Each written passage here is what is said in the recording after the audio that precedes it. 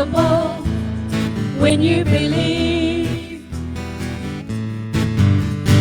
Faith can make a mountain move when you believe. Faith can make a mountain move when you believe. Don't you know that you can change when you believe? Don't you know that you can change when you believe in yourself? When you believe in yourself. When you believe in yourself. In yourself. When you believe, gonna make a miracle when you believe. Gonna make a miracle when you believe. Oh yeah. Everything you want you got when you believe. Everything you want you got when you believe. Anything is possible when you believe. Anything is possible when you believe. Here we go. In yourself. When you believe. In yourself. When you believe. In yourself. When you believe. In yourself. When you believe.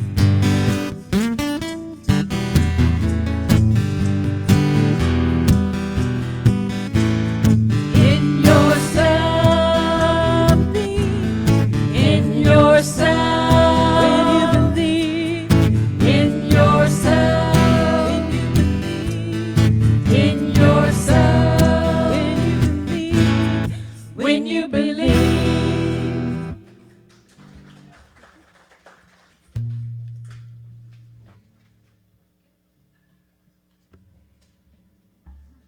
Good morning.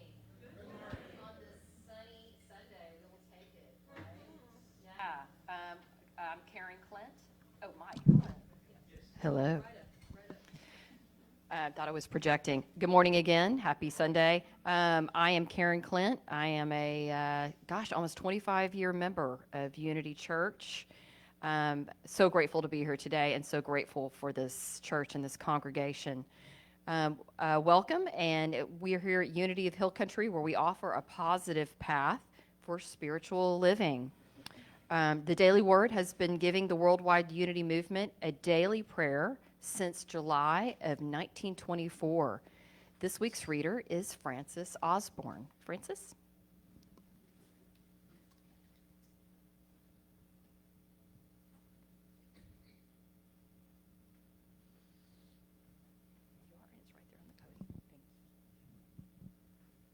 Boy, am I glad I remembered to show up today.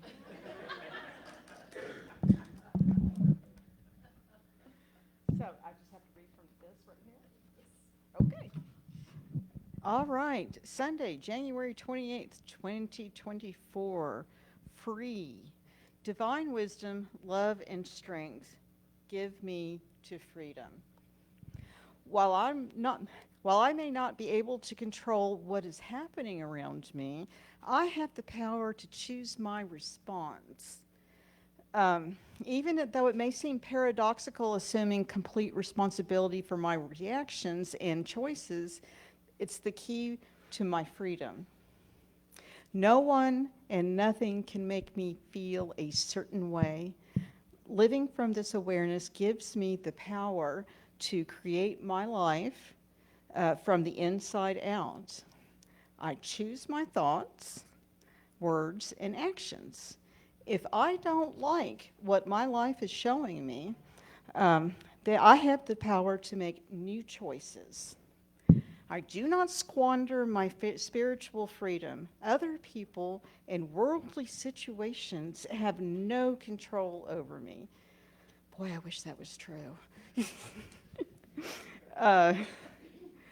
let's see, taking full responsibility for my life, I am free to create my future by living from my divinity.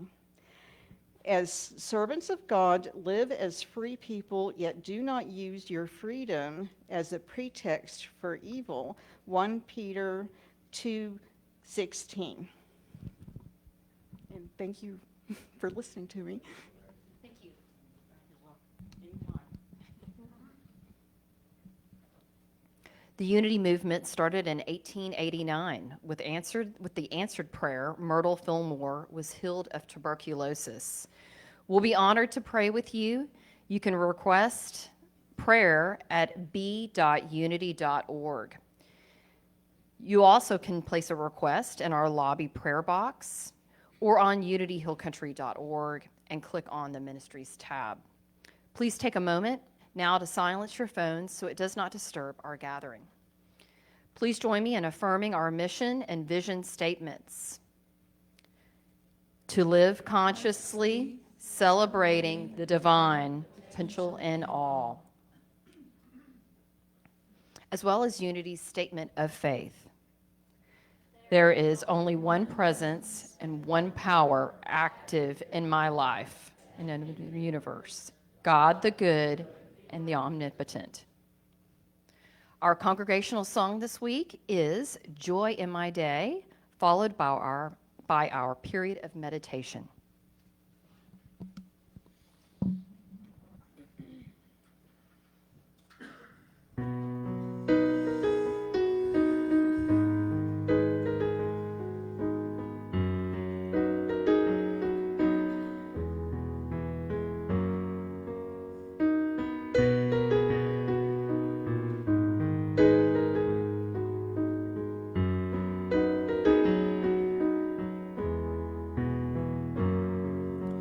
Love in the words I say, peace in the world I make, God in every breath I take, joy in my day, joy in my day. Love in the words I say, peace in the world I make, God in every breath I take, joy in my day, joy in my day. We are lifted up, we are lifted up higher. We are lifted up, we are lifted up, we are lifted up higher. Love in the words we say, peace in the world we make, God in every breath we take, joy in our day, joy in our day, God in every breath we take, joy in our day, joy in our day. We are lifted up, we are lifted up higher. We are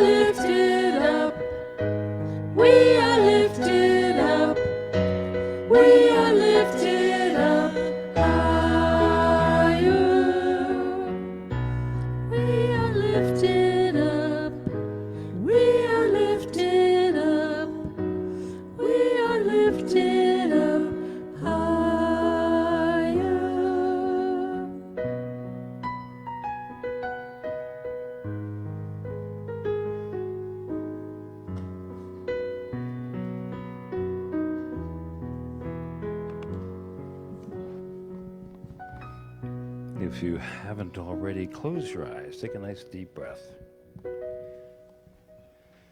And get in touch with God as you know God to be.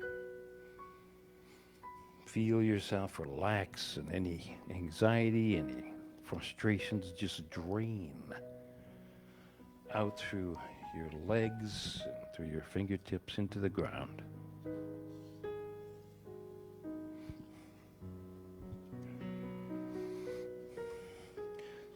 We drop any illusion that we are separate from God. We are open and receptive to God's living Spirit of truth. That still small voice, that intuitive feeling that comes and we know what is ours to do or say. We're guided as to which of the divine ideas are right and perfect for each of us to express.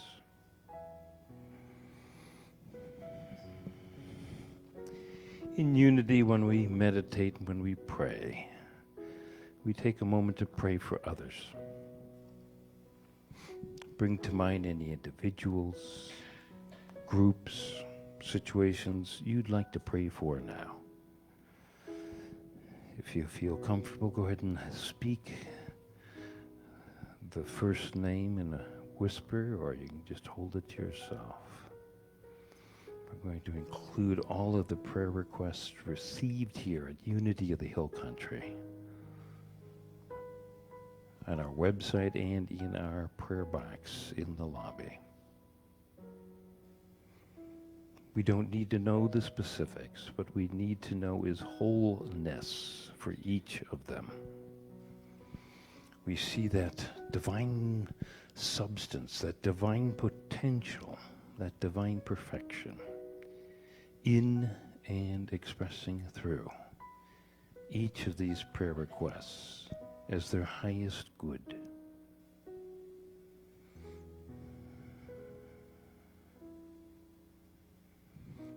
And we pray for unity of the Hill Country. We see this amazing spiritual cooperative thriving in consciousness, people, and revenues today and every day hereafter.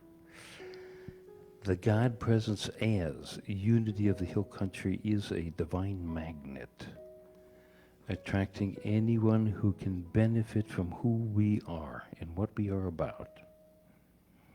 Attracting health, prosperity, love, and joy to unity of the Hill Country and all who are guided here today and any day hereafter. I invite you to take the words I'm about to speak as your own prayer in this meditation time this morning. My mind is so much more than my brain. Every cell in my body can communicate with other cells. God's spirit of healing expresses through each of these cells. Working in harmony and collaboration, God is healing any ailments, any illnesses within myself and within anyone I pray for. As a part of that God presence, I can actually pray. I can affirm from the God presence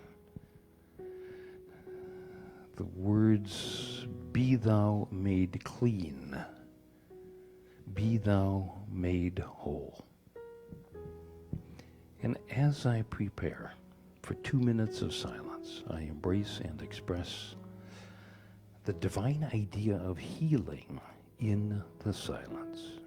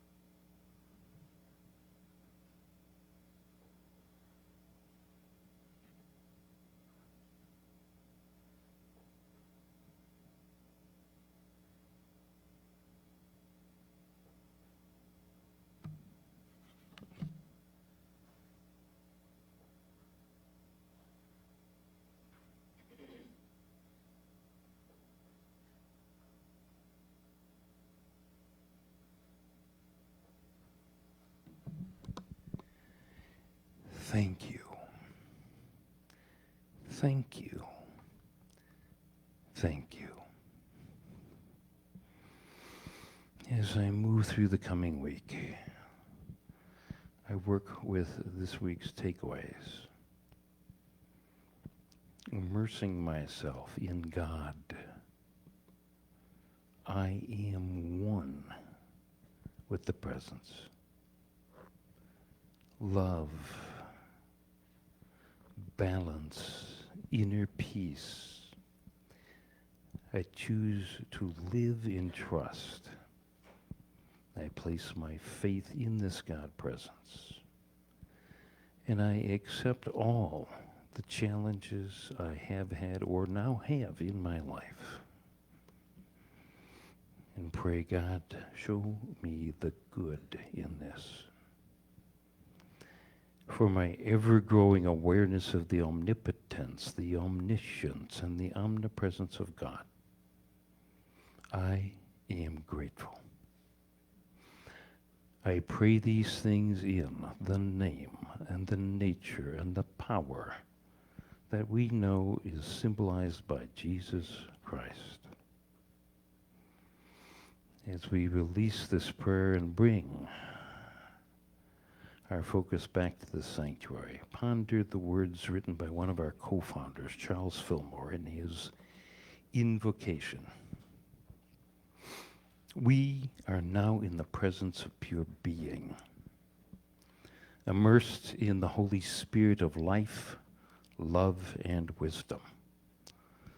We acknowledge thy presence and thy power, O blessed Spirit. And by divine wisdom now erase our mortal limitations, and from thy pure substance of love, bring into manifestation our world according to thy perfect law. Amen.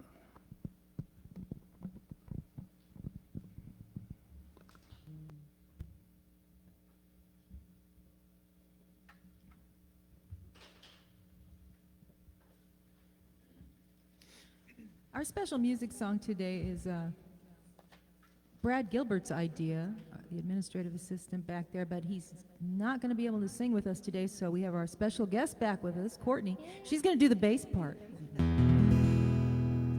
As I went down in the river to pray, studying about that good old way, and who shall wear the starry crown? Good Lord, show me the way. Oh, sisters, let's go down, let's go down, come on down.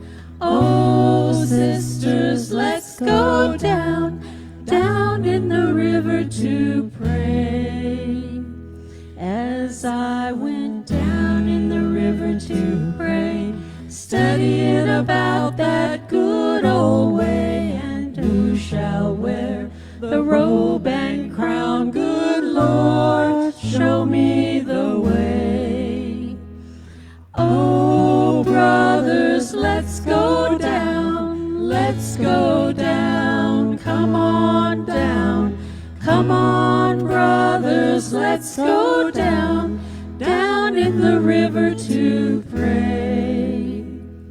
As I went down in the river to pray, studying about that good old way, and who shall wear the starry crown? Good Lord, show me the way.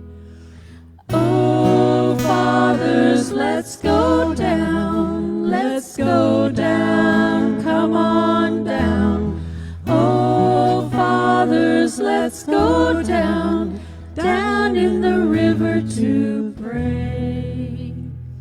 As I went down in the river to pray, studying about that good old way, and who shall wear the robe and crown? Good Lord, show me the way. Oh, mothers, let's go down, come on down. Don't you want to go down? Oh, mothers, let's go the river to pray. As I went down in the river to pray, studying about that good old way, and who shall wear the starry crown? Good Lord, show me the way.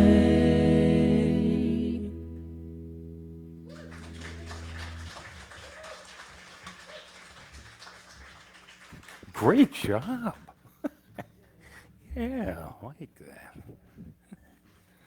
Couple of quick reminders that we do have our annual membership meeting coming up next week. Somebody earlier was asking me, well, if I'm not a member, can I come? Yes, you can come, but you have to shut up. No, I'm kidding.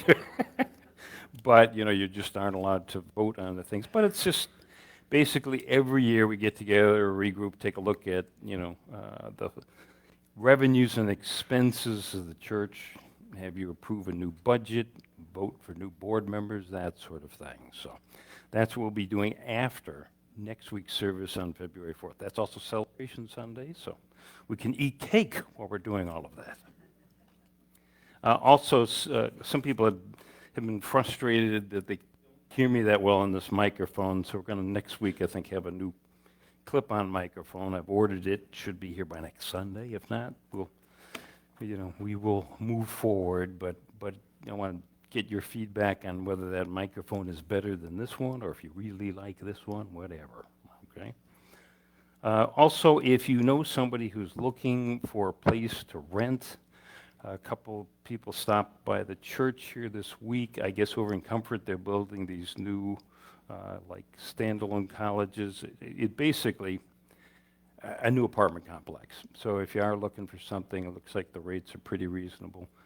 In Comfort, Texas, there's a flyer out on the coffee table, out in the foyer. If you're watching online, just let us know. We'll send you the information that they gave us. I can neither confirm nor deny that this is a wonderful place to live, but I had to hand it to them. I said, you know, this is the first time I think I've ever had somebody come in and say, hey, you know, we got this idea. We're going to stop by the local churches and just let people know we got this great place to live. All right, let's start. Group hug. Good morning. Back in the 1930s, we had plunged into the Great Depression. Nothing, you know, Herbert Hoover's approach was don't do anything, let the private sector take care of it. And what they kind of discovered is they didn't. And so there are times where there's this ebb and flow, this balance that comes if for some reason, say, the private sector is having a depression, well, it's up to the government to pour the money in, you know. So in the 1930s, you know, that's what they did. They came up with these infrastructure projects, you know, as we're seeing this last couple of years. It's like, yeah, you put money in people's pockets, you know, they spend it. So in the 1930s, Pennsylvania was recognizing the popularity of the automobiles, and they would love to build a road going from the east end of the state to the west end of the state, which turned not to be the Pennsylvania Turnpike. Except there are these mountains. And how do you build a decent road through the mountains or over the mountains or around the mountains? Well, they talked to the railroads, because in the 1880s, these railroads, of course, bored, you know, these tunnels through solid rock. And so they got all of their advice, and then they got started. But they said that they were able to save a lot of time by having two boring crews, you know, not boring as in they lacked any interest, but as they're going to, you know, just drill a hole. And they drilled towards each other. And people are like, how will they know when they get to the center that it'll all be lined up? Well, the wonders of science and engineering, they were able to nail it. So through these various mountains, they built the Pennsylvania Turnpike.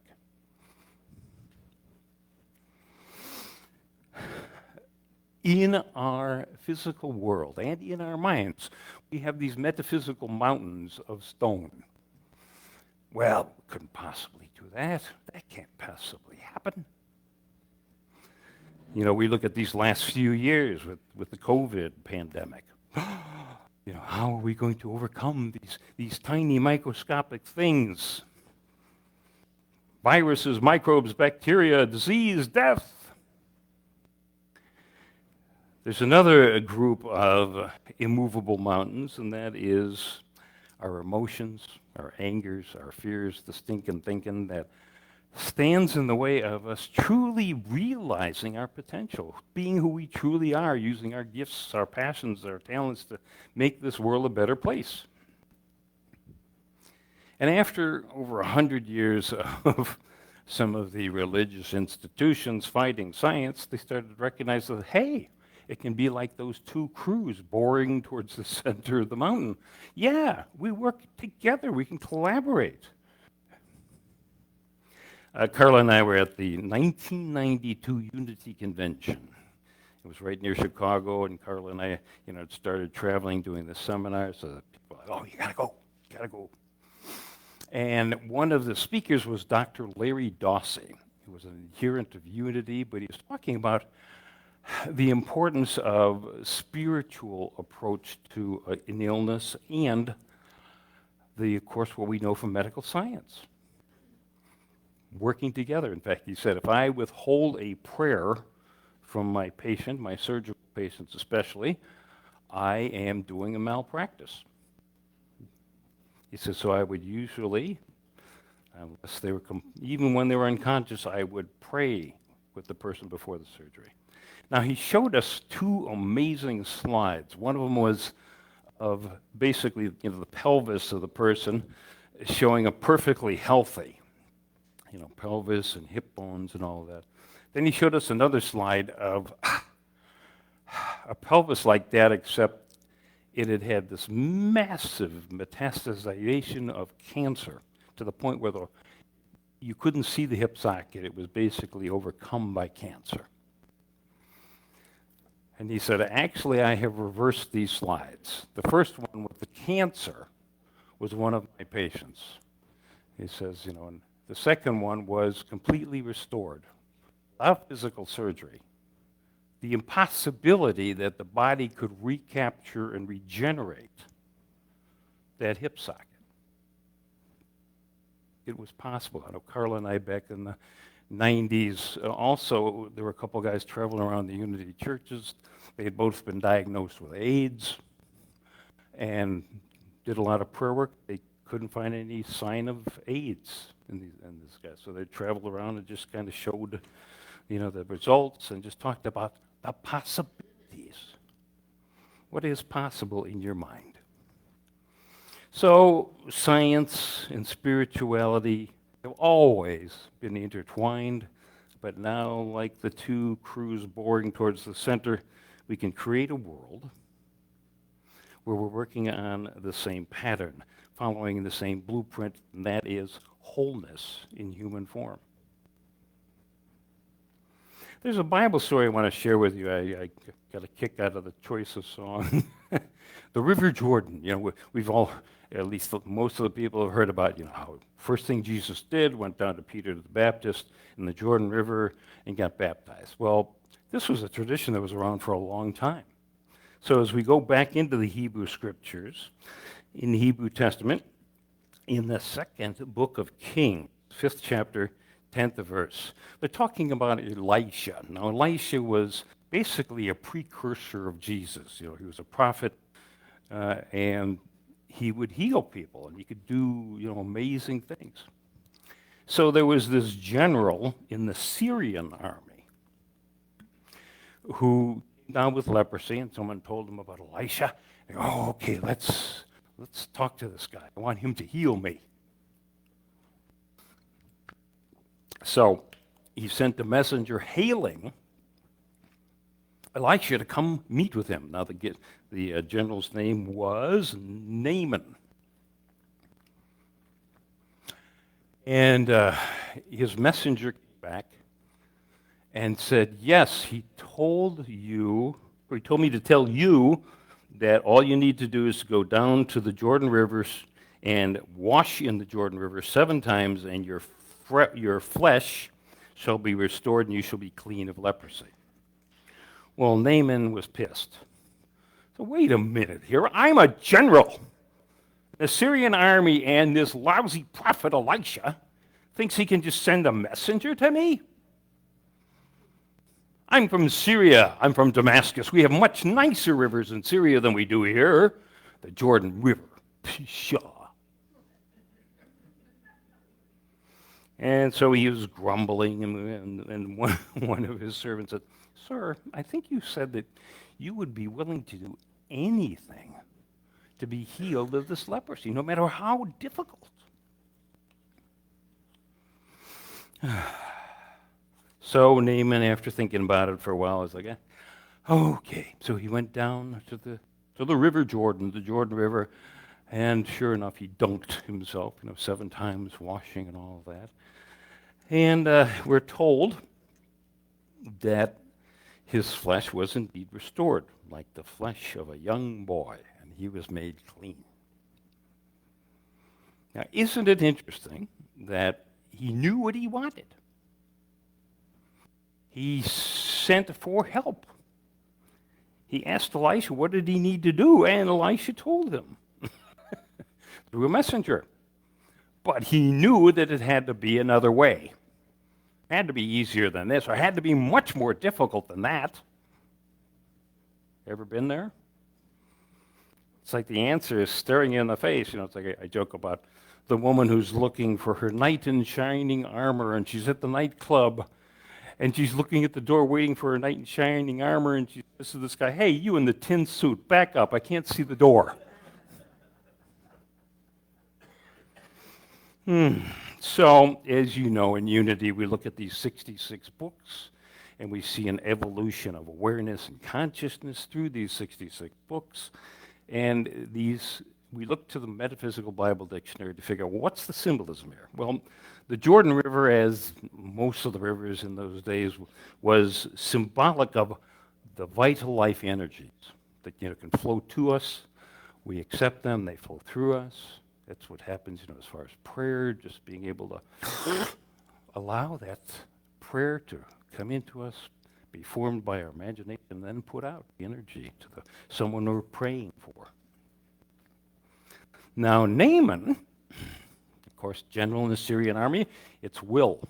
Now, as I shared in one of the Sunday lessons, there's a difference between being willing and being willful. Are you willing to accept, to relax? Or are you willful because you know the right way to do things? Damascus, it's funny because when you do look through the Metaphysical Bible Dictionary, the various countries around, they're all symbolize materialism. No thought of spirituality. It's like what you see is what you get. And then 7, that symbol of we've completed what we need to do here in the physical world. So as we look at the symbolism, I'm going to come, and I got this from another Unity minister, what could the 7 things be that you need to embrace to have healing? And why do some people heal and others don't? Take a look at that. So, when we're dunked the first time, and I guess, Brett, yeah, okay, you put those up there. We're immersing ourselves in God. We're releasing any delusion that we're separate from God. We are like cells in the body of Christ, as I learned, when I was in Catholic school. There's this body of Christ. Well, we're part of it. We're expressing our special gifts, passions, and talents. Each of us has all these different kinds of cells. There's cells that make up my fingernail, which are a lot different than the flesh, a lot different than the blood, a lot different than the bone, but they all do their part for the greater good. I want you to think about this a moment. Have you ever noticed that baby boomers can be confused? Now, I remember at the grand old age of 14, I, of course, got caught up in WLS and WIND and all these stations in Chicago that were playing all the popular music. And the Osmond brothers broke through with their first big hit, One Bad Apple Don't Spoil the Whole Bunch. And just trying to convince a girl that, yeah, you've been hurt, but, why don't you try again? Well, it took me a few years to find out that that's the opposite of what's true. One bad apple does spoil the whole bunch. Just like one bad potato, you better get it out of there quick, or all of the potatoes in the sack are going to turn because they're emitting a gas. The weird thing is, if I have a bushel of rotten apples and I take a good apple and put it in the rotten apples, why don't they all become good? Yeah, because I've been taught scientifically that that's impossible. Just like the guy with no hip joint. That's impossible. Being healed of AIDS? That's impossible. If a person with COVID-19 walks around a room coughing on people, there's a contagion. But what if I take one healthy person and have them go into the room of people with COVID-19 and have him cough on them? So yeah, we have these ideas of like, well, if this happens, this happens, this happens. Not necessarily. Why is wholeness, completeness, health, highest good perceived as so hard to achieve, to grasp, to embrace? Well, it just seems so easy to believe in contagion when it comes to illness, rottenness. Strange thing is, what someone also pointed out to me when we were talking about this concept of like, when you think about it, even a good apple has a wound, and that is that it's been removed from the tree and that gave it all its energy to grow. So have you, and have I, suddenly thought of ourselves as being separate from the tree? That tree of life? So that happens in our minds. And it's up to us to recognize, oops, I'm deluded. Okay, dunk number 2 is love. We talked about, especially out of the Course in Miracles, the 2 polar opposites of love and fear. Some people think love and hate, but no, hate is a reaction to fear, to delude yourself into thinking that you've got power over the situation. All you need to do is bully your way through. You know anyone like that? So, fear, though, kind of constricts this healing process, kind of chokes off that flow. When we focus on what we don't want, we're not helping ourselves. So if we have a fear that we're going to have a disease and sickness, and I've shared this at times. I've got a sister who's 2 years younger than me, and we've been estranged for some time. Actually, she's estranged from the whole family. She has had breast cancer 3 times, finally had everything removed. And as I look back, she did all of this research on cancer. And then she discovered, she took that test, the BRCA, the breast cancer test, is that you're susceptible to it genetically. One of our cousins got breast cancer, and so she was just frantic that she had the BRCA gene, as it's called. And sure enough, she came down with cancer. Just like in the book of Job, it's like, oh my God, I'm afraid I'm going to get sick. Oh, I got boils. Now, I'm not trying to shame people who have an illness or a disease, but there's that sense of what is possible to be expressed through you. What is possible for you to pray for other people? Another aspect of love is being in love with life, being willing to be the best we can on any given day. And some days, I'm not very much. But I've noticed, I've observed when people who are dealing with a challenge that if they've got a passion, I want to get out of this hospital. Compared to the other people, oh God, I don't want to go back out there. To see the difference in attitude, like we talked about last week.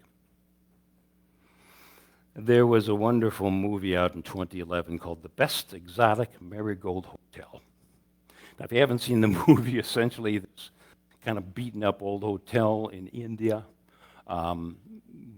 The couple that owns it are just feeling very discouraged, but the son is like, no, we'll make this. He comes up with this great idea. We'll advertise in England that this is a great place to retire. the best exotic marigold hotel. So it convinces all these retired people to come to India, and here they're thinking they're going to get a nice, luxurious. Now it was, looking out over the ocean, but they're kind of like, this isn't exactly, what we expected. And of course, through the movie, we just find that these people just find a way of renewing themselves. But the wonderful son, who's the manager of the hotel and is the desk often, reminds everybody that everything will be all right in the end. And if it is not all right, well, it isn't the end. Yeah, I kind of made that part of my credo. It's like, yeah, everything will be all right in the end, and if it's not all right, maybe it isn't the end. Okay, dunk number 3 is balance. How many of us have ever been on a playground swing? There's this ebb and flow of life. I remember a man telling me about, his young child would like to be on the swing, and he's, push me higher, Daddy, push me. And yet, the little girl, when she was going up, would go, wee! And then when she'd come back up and looking down, she'd go, ah! Wee! Ah! I've experienced life like that. The ups and downs, the roller coasters, all of these various times where, it's... I try to live happily ever after, but part of that is just embracing the challenge that the universe has put in front of me. So, great metaphor for life. There's forward, backward, there's sleeping, and there's awakeness. We need to breathe out before we breathe in. And I've noticed times that I have been ill, it's usually because I've been overdoing it. And I know in the Eastern cultures, they have this general joke about it. Well, the Westerners decide they want to get sick to take some time off and relax. They don't have balance in their life. Dunk number 4 is inner peace. Being willing to wash ourselves of anxiety and nervousness. I heard a great story about a shepherd, of course, working with his flock, keeping them all fed, watered, making sure that none of them are lost. And he would notice this monk come by every time and head up to a hill. And you'd ask the monk, well, what's this all about? He goes, oh, I'd love to go up there and just meditate and pray. And as the days and the weeks went by, the shepherd was finding he was feeling very resentful. And one time when the monk was coming down, he looked at the shepherd. He said, what's wrong with you? What's up? And he says, well, you get to go up there to the top of the mountain. I have to remain down here, making sure that my flock has water, has grass. And the monk says, well, take your flock up there. There's a plateau. There's a beautiful water pool that feeds this river that your sheep are drinking from. And there's plenty of grass. He said, really? So the next day he did that. Took them up on the hill. And he was right. And as he was up there and he started to relax and saw that the sheep were all feeling satisfied, he came to him, I forgot to ask the monk, how do I pray? What do I do? How do I talk to God? And yet as the day went by, he was feeling relaxed, feeling satisfied. So he came down the mountain, and the next day saw the monk, and the monk said, and he told the monk what he did. And he says, I got up there, though, and I realized I hadn't asked you what's the proper way to talk to God. And the monk asked him what had happened, and he explained the peace that he felt by the end of the day. So I think you did fine. Using our gifts, our passions, and talents, being willing to take a moment, take a breather, chill, baby. So especially when our lives become busy, filled with anxiety, it's time to climb the mountain. I have found that times when I am just tired and worn out, that's probably the most important time to realize, rather than think I don't have enough time, to just take a 30-minute break and go out for a nice walk. Dunk number 5 is trust. Washing ourselves of distrust of other human beings, belief in separation. I know a minister shared with me that one of his congregants came to him for counseling. His daughter was sick. She'd been diagnosed as incurable. And so the man was really scared, talked with the minister, and this idea came to the minister. He knew that he was an avid skydiver. He says, think about skydiving. You jump out of a perfectly good plane and you plummet to the ground, knowing, that all this wind and this air. And when you get to the point where you recognize you need to, you pull the parachute. And it captures that air and carries you. He says, I know that you're a praying man. You build a consciousness of prayer so that when the bad stuff happens, you've built up kind of that divine bank. So that's what's happened here. Know and trust your daughter's going to be okay. And sure enough, within months, she was healed. To the human mind, we were told it was impossible. But with God, nothing is impossible. Dunk number 6 is faith. True faith can only be placed in the God presence. We can believe in anything, but our faith is our ability to say, yes, I am one with this God presence, and I'm willing to allow that flow of energy to come through me.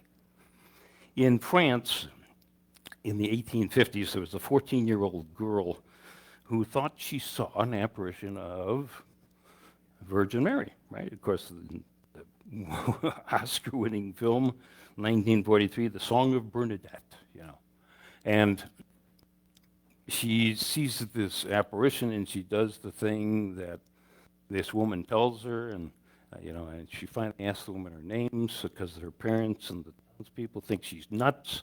And she said, I am the Immaculate Conception. And one day she's seeing the apparition tells her to dig a hole here, eat the vegetation, and so she does that, and finally the parents have had enough. It's like, okay, we're going home.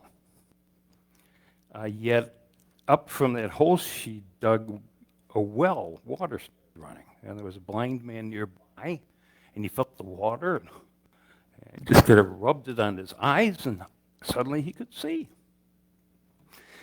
The Pool of Lourdes, Lady of Lourdes. It is a shrine that's been going since 1860. People go there hoping to be healed. Now, there's a priest who served as chaplain there for about 40 years. And he said, people ask me, why do some people heal and why do some people don't? There is a divine order. Each of us has to die at some point, and each of us has to choose our experiences subconsciously. He says, but what I notice is there are kind of two categories of people. There are people who come, they're just desperate, I gotta get healed. And they don't heal, and they get frustrated and leave like some general from the Syrian army. He says, the other people, though, are come back, I've lived a good life. I've seen the good and the unpleasant experiences I've had. I've learned my life lessons. He goes, it's from that category of people that I see the healing. So, have you accepted your life lessons? Are you grateful to be alive? Are you grateful to move forward with everything that you have learned? What is possible? What is probable? Okay, so these takeaways, we've been kind of going over them, but they're in your bulletin. Number 1, God. Immerse yourself in God and know that you are one. Love casts out fear. Balance. Find some balance in your life. Inner peace. Know that we can feel that inner peace and know that everything's unfolding well. We trust in the God presence. We place our faith in that God presence, and we accept what has been given to us and move forward. I have a video from Michelle Miller of the CBS News.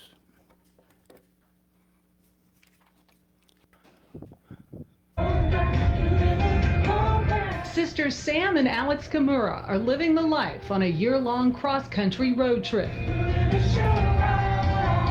But this is no post-college fling. It is, in fact, a medical mission. You need a bone marrow transplant. And that was really scary, for sure, to hear those words and just to know that my life wasn't going to be the same anymore. 5 years ago, Sam went from healthy high school athlete to one of about 700 Americans a year with a rare blood disorder called severe aplastic anemia. A transplant is the only cure. As a 22-year-old, you know, you want to have like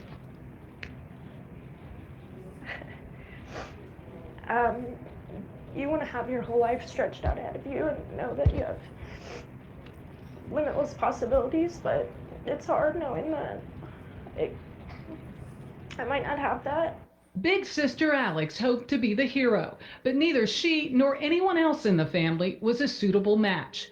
Sam's name lingered for years on the National Bone Marrow Registry, so the sisters decided to take action. Oh my gosh. Sam and Alex traded in their cars and bought a tricked out van, then plotted a route through all 50 states. The plan? To find a bone marrow donor for Sam. But along the way, they realized something. There are thousands of patients every year that are in the same position that can't find a donor. There are millions and millions of people in this country that just aren't signed up yet. They could be the cure for all these patients. You want to sign up? So now they've decided to swab DNA from 50,000 cheeks and get those people on the registry. Supported by the nonprofit Delete Blood Cancer, Sam and Alex have hosted donor jams at student unions, rock concerts, brew pubs, even just curbside. You could be a match for Sam. So far, no match yet for Sam, but they have discovered 33 DNA matches that have led to possibly life-saving donations. Thank you for doing this. It's incredible. Yeah. We can also send out like email blasts. For Sam, living out of a van is grueling. She's already weak from the 30 pills a day that control her disorder. But for Alex, the worst part is the constant rejection. Hi, do you guys have a few minutes on the cancer today? Hundreds of eyes that simply look past or through her little sister. It keeps me up at night and it gets me up in the morning because we have to find a match for her. Despite those disappointments, there are now more than 8,000 people who have swabbed up.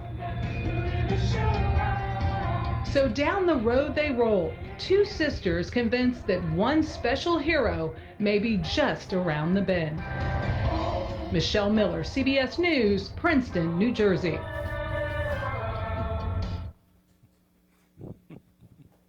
Yeah, you can go on.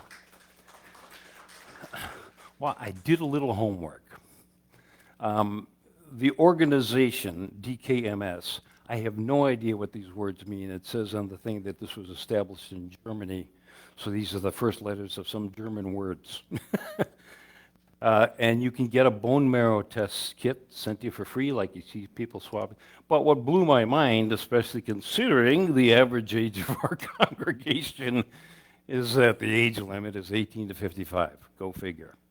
However, if you have not already registered for organ transplants, transplantTexas.org, go there, get registered. And one of my favorite ways to tithe of my good health is to donate blood every 2 months. And that's coming up here on the 18th, February 18th. Bloodmobile will be here. You can jump onto their website, get a little flyer out there. Go ahead and register. It'll be here from 11 until 4. We started at 11 during our service because other churches in the area let out earlier, so that's what's up. So yes, tithe of your good health and be willing to unite science with prayer. Bible verse from that second book of the Kings, 5th chapter. Naaman washed 7 times in the Jordan River. His flesh was restored like the flesh of a young boy, and he was made clean. May you always be open to God's guidance and grace.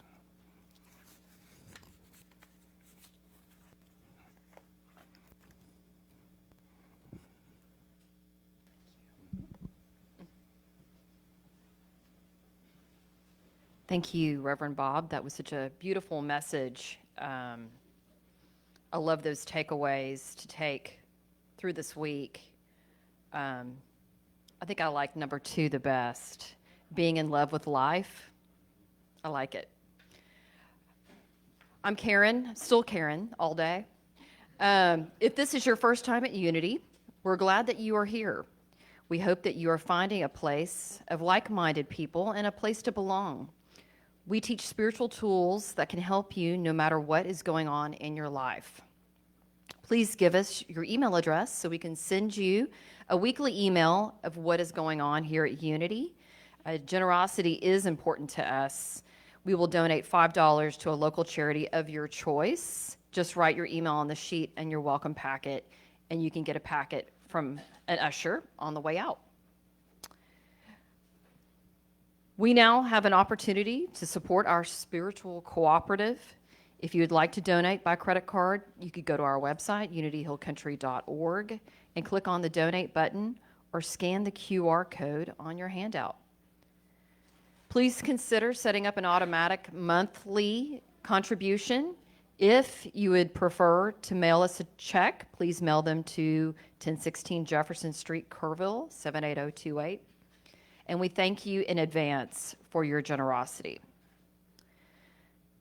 Please bless what you are giving now, and let us say our offering affirmation together. Divine love, as you blesses and multiplies all that I am, all that I give, and all that I receive, I send it forth with my blessings and my love.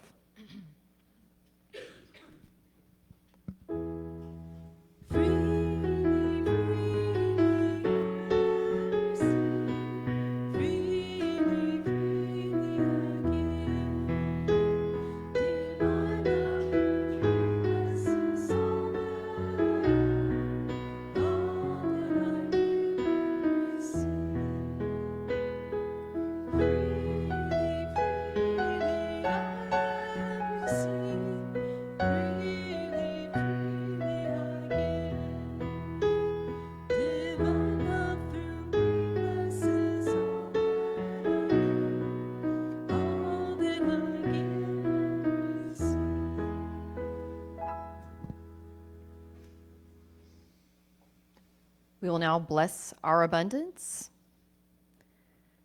We open our hearts in gratitude as we release these donations. We send these gifts forward through our congregation and into our world, blessing all that it affects.